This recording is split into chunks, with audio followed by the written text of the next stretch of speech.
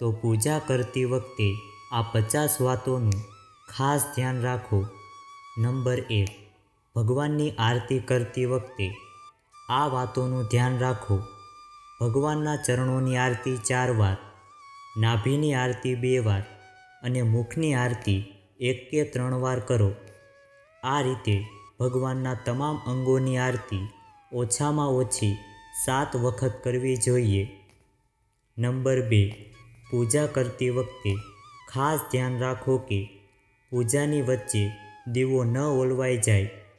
જ્યારે આવું થાય છે ત્યારે પૂજાનું સંપૂર્ણ ફળ પ્રાપ્ત થતું નથી.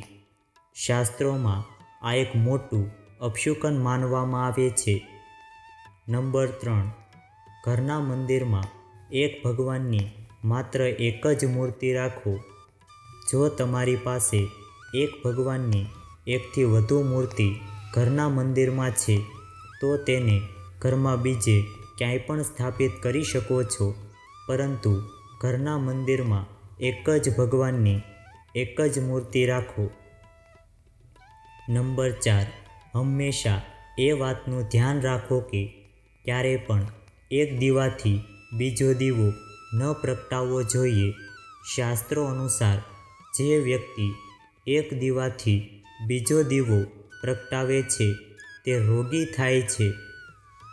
નંબર 5, પૂજા કરતા સમયે મનને પવિત્ર રાખો. પૂજા કરતી વખતે મનને ક્યારેય અપવિત્ર ન રાખવું જોઈએ. કહેવાય છે કે પૂજા દરમિયાન મનમાં ખરાબ વિચારો રાખવાથી પૂજાનું ફળ મળતું નથી. નંબર 6, રવિવારના દિવસે તુલસીના પાન ન તોડવા જોઈએ. માન્યતાઓ અનુસાર રવિવારે તુલસીના પાન તોડવાથી ભગવાન વિષ્ણુ અપ્રસન્ન થાય છે.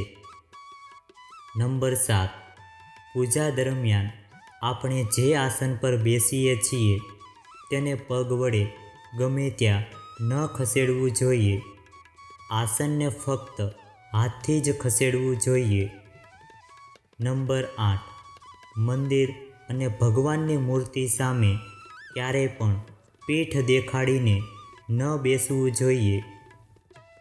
નંબર 9, ઘરમાં પૂજા સ્થાન પર ક્યારેય પણ મોટી મૂર્તિઓ ન રાખવી જોઈએ.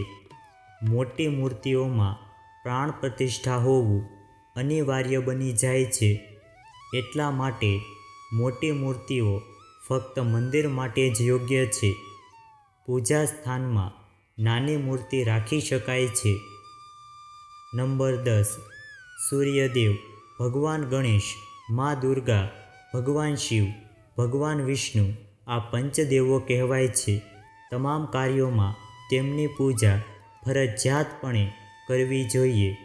દરરોજ પૂજા કરતી વખતે આ 5 દેવોનું ધ્યાન કરવું જોઈએ. નંબર 11, ભગવાન વિષ્ણુને પ્રસન્ન કરવા માટે પીળા રંગનું રેશમી વસ્ત્ર અર્પણ કરવું જોઈએ. માતા દુર્ગા, સૂર્યદેવ અને ભગવાન ગણેશને પ્રસન્ન કરવા માટે લાલ રંગના વસ્ત્રો અર્પણ કરવા જોઈએ અને ભગવાન શિવને પ્રસન્ન કરવા માટે સફેદ વસ્ત્રો અર્પણ કરવા જોઈએ. નંબર 12, શિવ શંભુને કેતકીનું ફૂલ ક્યારેય ન ચડાવવું જોઈએ.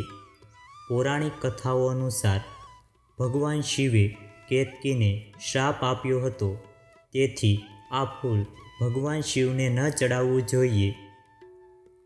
નંબર 13, જો શક્ય હોય તો પૂજા સમયે શુદ્ધ ગાયના ઘીનો ઉપયોગ કરો અને ભોગ માટે અગ્નિમાં માત્ર ગાયના છાણનો ઉપયોગ કરવો શ્રેષ્ઠ માનવામાં આવે છે. નંબર 14, ભગવાન સૂર્યની 7, ભગવાન ગણેશની 3, ભગવાન વિષ્ણુની 4 અને ભગવાન શિવની અડધી પરિક્રમા કરવી જોઈએ. નંબર 15, શાસ્ત્રો અનુસાર દિવસમાં 5 વખત દેવી દેવતાઓની પૂજા કરવી જોઈએ. બ્રહ્મ મુહૂર્તમાં સવારે 5 થી 6 વાગ્યા સુધી પૂજા અને આરતી કરવી જોઈએ. આ પછી બીજી વાર સવારે 9 થી 10 વાગ્યા સુધી પૂજા કરવી જોઈએ. બપોરે ત્રીજી વખત પૂજા કરવી જોઈએ. આ પછી ભગવાનને શયન કરાવવું જોઈએ. સાંજે 4 થી 5 વાગ્યે ફરીથી પૂજા અને આરતી કરવી જોઈએ. રાત્રે 8 થી 9 વાગ્યે શયન આરતી કરવી જોઈએ. જે ઘરોમાં નિયમિત 5 વખત પૂજા કરવામાં આવે છે ત્યાં તમામ દેવી દેવતાઓનો વાસ હોય છે અને એવા ઘરોમાં ધન અને ધાન્ય એટલે કે અનાજની કમી નથી હોતી. નંબર 16. જો પૂજામાં વપરાતા ફૂલો સુકાઈ જાય તો તેને ક્યારેય ફેંકી ન દો. સુકાઈ ગયેલા ફૂલોને પવિત્ર નદીમાં પધરાવી દો. નંબર 17. ભજન કીર્તન કે ભગવાનની આરતી કરતી વખતે દરેક રીતે ત્યાં હાજર રહો. આ સમયગાળામાં કોઈની સાથે વાત કરવાથી પૂજાનું ફળ મળતું નથી. નંબર 18. ભગવાન શિવને હળદર ન ચડાવવું જોઈએ અને તેમજ શંખથી જળ અર્પણ ન કરવું જોઈએ. નંબર 19. ગંગાજળને પ્લાસ્ટિકની બોટલ કે અશુદ્ધ ધાતુના વાસણમાં ન રાખવું જોઈએ. એલ્યુમિનિયમ અને લોખંડ જેવી અશુદ્ધ ધાતુઓથી બનેલા વાસણમાં ગંગાજળ ન રાખવું જોઈએ. તાંબાના વાસણમાં ગંગાજળ રાખવું શુભ ગણાય છે. નંબર 20. તમારા મંદિરમાં માત્ર પ્રતિષ્ઠિત મૂર્તિ જ રાખો. લાકડાની અને ફાઇબરથી બનેલી મૂર્તિઓ ન રાખો.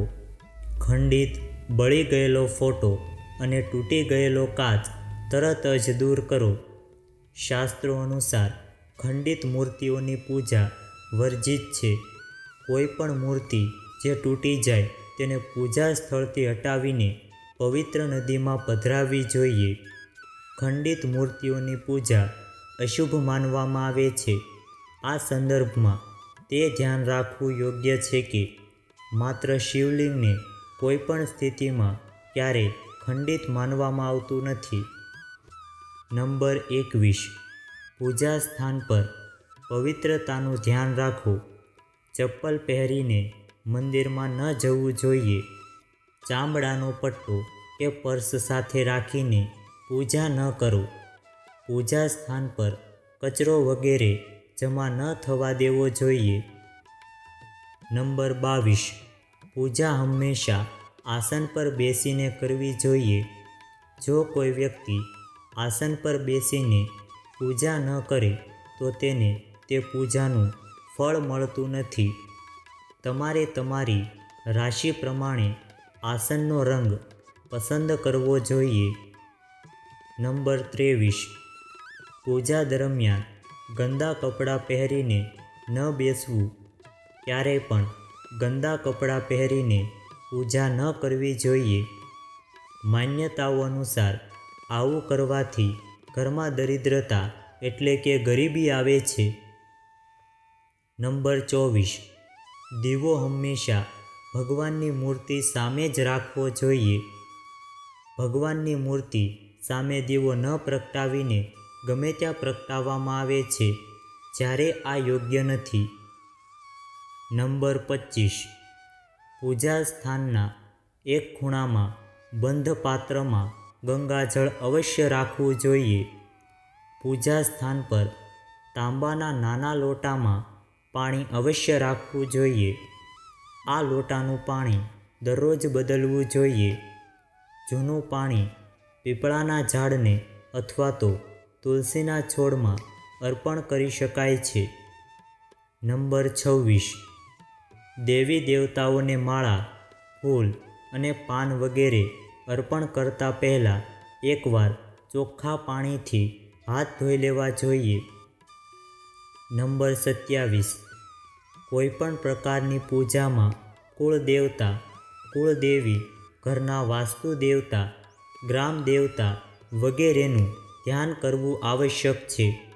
આ બધાની પણ પૂજા કરવી જોઈએ. નંબર 28, દરેક પ્રકારની પૂજામાં ચોખા વિશેષ રૂપથી ચડાવવામાં આવે છે. પૂજા માટે એવા ચોખાનો ઉપયોગ કરવો જોઈએ જે અખંડિત એટલે કે આખા ચોખા હોય, એટલે કે તૂટેલા ન હોય. ચોખા અર્પણ કરતા પહેલાં તેને હળદરથી પીળા કરવા જોઈએ. તેને ખૂબ જ શુભ માનવામાં આવે છે. આ માટે થોડા પાણીમાં હળદરને ઓગાળી લો અને આ ઓગાળેલા પાણીમાં ચોખાને બોળીને પીળા કરી શકાય છે. નંબર 29, જો તમે દરરોજ ઘરમાં ઘીનો દીવો પ્રગટાવશો તો ઘરના અનેક વાસ્તુ દોષો પણ દૂર થઈ જશે. નંબર 30, ઘીનો દીવો કરવા માટે સફેદ રૂની વાટનો ઉપયોગ કરવો જોઈએ, જ્યારે તેલના દીવા માટે લાલ દોરાની વાટ શ્રેષ્ઠ કહેવાય છે. નંબર 31, જ્યારે પણ તમે ઘરમાં કે મંદિરમાં કોઈ પણ વિશેષ પૂજા કરો ત્યારે તમારે ઈષ્ટદેવની સાથે સ્વસ્તિક, કલશ, નવગ્રહ દેવતા, પંચલોકપાલ, ષોડશ માતૃકા, સપ્તમાતૃકાની પણ ફરજિયાત પૂજા કરવી જોઈએ. આ બધા વિષયની સંપૂર્ણ માહિતી કોઈ પણ બ્રાહ્મણ કે પંડિત પાસેથી મેળવી શકાય છે. વિશેષ પૂજા પંડિતની મદદથી જ કરવી જોઈએ, જેથી પૂજા યોગ્ય રીતે થઈ શકે. નંબર 32, પૂજા કરતી વખતે તૂટેલા દીવાને ક્યારેય ન પ્રગટાવવો જોઈએ. ધાર્મિક કાર્યોમાં ખંડિત સામગ્રીને શુભ માનવામાં આવતી નથી. નંબર 33, ભગવાનની મૂર્તિને સ્નાન કરતી વખતે ફક્ત તમારી આંગળીઓનો ઉપયોગ કરો. ભગવાનને સ્નાન કરાવતા સમયે અંગૂઠાનો ઉપયોગ ક્યારેય ન કરવો જોઈએ. આવું કરવાથી ભગવાન અપ્રસન્ન થાય છે અને ઘરમાં વિપત્તિ આવે છે. નંબર 34, કોઈ પણ ભગવાનની પૂજામાં તેમનું આહ્વાન કરવું, આમંત્રિત કરવું, ધ્યાન કરવું, આસન આપવું, સ્નાન કરાવવું, અગરબત્તી કે દીવો પ્રગટાવવો, અક્ષત કે ચોખા, કુમકુમ, ચંદન, પુષ્પ કે ફૂલ, પ્રસાદ વગેરે ફરજિયાત હોવું જોઈએ. નંબર 35, રાત્રે સૂતી વખતે પૂજા સ્થળને લાલ પડદાથી ઢાંકી દો અને સવારે પડદો હટાવી દો. નંબર 36, તુલસીના પાનને 11 દિવસ સુધી વાસી નથી માનવામાં આવતું. તેના પાન પર દરરોજ પાણી છાંટીને ભગવાનને ફરીથી અર્પણ કરી શકાય છે. તુલસીના પાનને સ્નાન કર્યા વગર ન તોડવા જોઈએ. શાસ્ત્રો અનુસાર જો કોઈ વ્યક્તિ સ્નાન કર્યા વિના તુલસીના પાનને તોડી લે છે તો આવા પાન ભગવાન પૂજામાં સ્વીકારતા નથી. નંબર 37, ઘરમાં મંદિરના સ્થાન ઉપર કોઈ પણ ભંગાર અથવા તો ભારે વસ્તુ ન રાખવી જોઈએ. નંબર 38, મંદિરમાં સુકાયેલા હાર અને ફૂલોને ઉતારી લેવા જોઈએ અને પવિત્ર નદીમાં પધરાવી દેવા જોઈએ. નંબર 39, ભગવાન શિવજીને બીલીપત્ર અવશ્ય અર્પણ કરવા જોઈએ અને કોઈ પણ પૂજામાં મનોકામનાની સફળતા માટે પોતાની ઈચ્છા મુજબ ભગવાનને દક્ષિણા અવશ્ય આપવી જોઈએ. દાન કરવું જોઈએ. દક્ષિણા અર્પણ કરતી વખતે વ્યક્તિએ પોતાના દોષનો ત્યાગ કરવાની પ્રતિજ્ઞા લેવી જોઈએ. જો તમે જલ્દી તમારા દોષોને છોડી દો છો તો તમારી મનોકામનાઓ ચોક્કસપણે પૂર્ણ થશે. નંબર 40, પૂજાની શરૂઆત હંમેશા ભગવાન શ્રી ગણેશની પૂજા કરીને કરો. શ્રી ગણેશને તુલસી દળ ચડાવવાનું ટાળો. ભગવાન ગણેશને તુલસી દળ અર્પણ કરવાથી દોષ લાગે છે. નંબર 41, સ્ત્રીઓએ અને અપવિત્ર અવસ્થામાં પુરુષે શંખ ન વગાડવો જોઈએ. જો આ નિયમનું પાલન કરવામાં આવતું નથી અને જ્યાં શંખ વગાડવામાં આવે છે ત્યાંથી દેવી લક્ષ્મી ચાલ્યા જાય છે. નંબર 42. સામાન્ય રીતે ફૂલોને હાથમાં રાખીને ભગવાનને અર્પણ કરવામાં આવે છે. આવું ન કરવું જોઈએ. પુષ્પ અર્પણ કરવા માટે પુષ્પોને પવિત્ર પાત્રમાં રાખવા જોઈએ અને આ પાત્રમાંથી લઈને ભગવાનને ફૂલ અર્પણ કરવા જોઈએ. નંબર 43. ઘરના મંદિરમાં કચરો ભેગો ન થવા દેવો જોઈએ. દરરોજ ઘરના મંદિરની સફાઈ કરો. નંબર 44. શાસ્ત્રો અનુસાર ઘરમાં પૂજાનું સ્થાન ઈશાન કોણમાં હોવું જોઈએ. ઉત્તર અને પૂર્વ દિશા વચ્ચેનો ભાગ ઈશાન કોણ છે. શુભ કાર્યો માટે ઈશાન દિશા શ્રેષ્ઠ માનવામાં આવે છે. આ દિશામાં પૂજા મંદિરની સ્થાપના કરો. જો કોઈ કારણોસર તમે આ કરી શકતા નથી તો ભૂલથી પણ ઘરના ઈશાન ખૂણામાં કચરો ન જમા થવા દો અને ઘરના આ ભાગને હંમેશા શુદ્ધ રાખો. ઈશાન દિશા સિવાય પૂર્વ દિશા પણ પૂજા સ્થળ માટે શ્રેષ્ઠ માનવામાં આવે છે. તેથી તમે ઈશાન અને પૂર્વ બંને દિશામાં ઘરમાં જ્યાં પણ અનુકૂળતા હોય ત્યાં પૂજા સ્થળની સ્થાપના કરી શકો છો. નંબર 45. મંદિરમાં ભગવાનના વસ્ત્રો, પુસ્તકો અને આભૂષણો વગેરે ન રાખો. મંદિરમાં પડદો હોવો ખૂબ જ જરૂરી છે. મંદિરમાં તમારા પૂજનીય માતા પિતા અને પૂર્વજોના ફોટા ક્યારેય ન રાખો. તેને ઘરના નૈઋત્ય કોણમાં સ્થાપિત કરો. નંબર 46. દીવો ક્યારેય જમીન પર રાખીને પ્રગટાવશો નહીં. આવું કરવાથી ધનનો વ્યય થાય છે અને ઘરમાં અશુભતા આવે છે. નંબર 47. પૂજા કરતી વખતે જીભ કે હોઠને હલાવવા ન જોઈએ. આને ઉપાંશુ જપ કહે છે.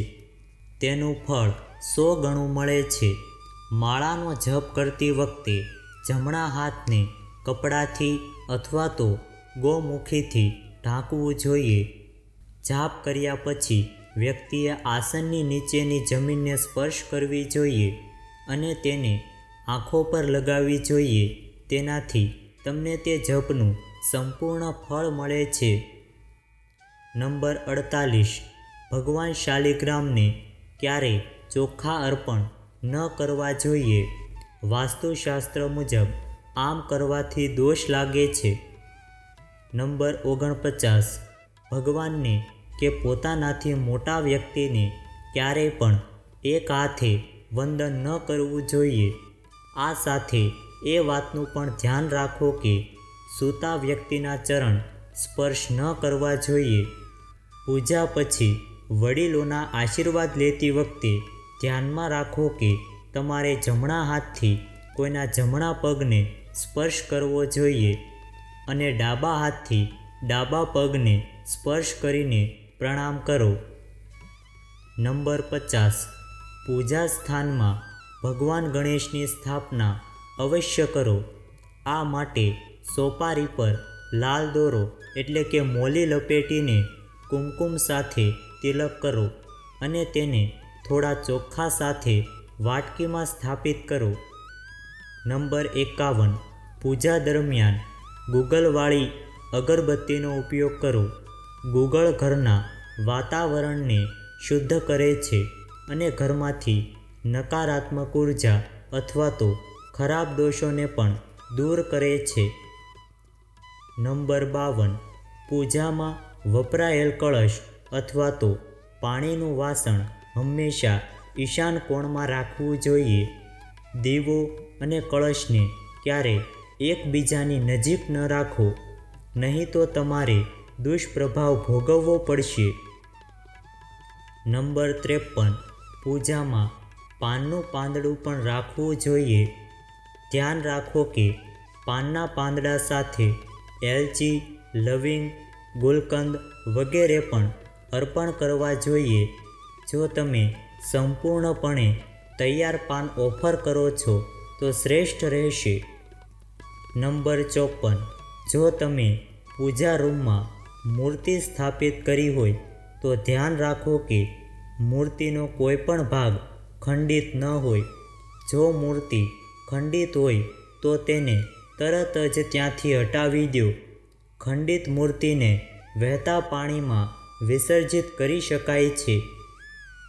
જો આ વિડીયો તમને પસંદ આવ્યો હોય તો વિડીયોને લાઈક કરજો, ચેનલને પણ સબસ્ક્રાઈબ કરજો અને બાજુમાં આપેલા બેલ આઇકનને પ્રેસ કરીને ઓલ ઉપર સિલેક્ટ કરી લેજો, જેથી તમને વિડીયોની નોટિફિકેશન સૌથી પહેલાં મળતી રહે. અને કોમેન્ટ બોક્સમાં જય માતાજી, જય શ્રી રામ, જય શ્રી કૃષ્ણ જરૂરથી લખજો. વિડીયોને છેલ્લે સુધી જોવા બદલ આપનો ખૂબ ખૂબ આભાર.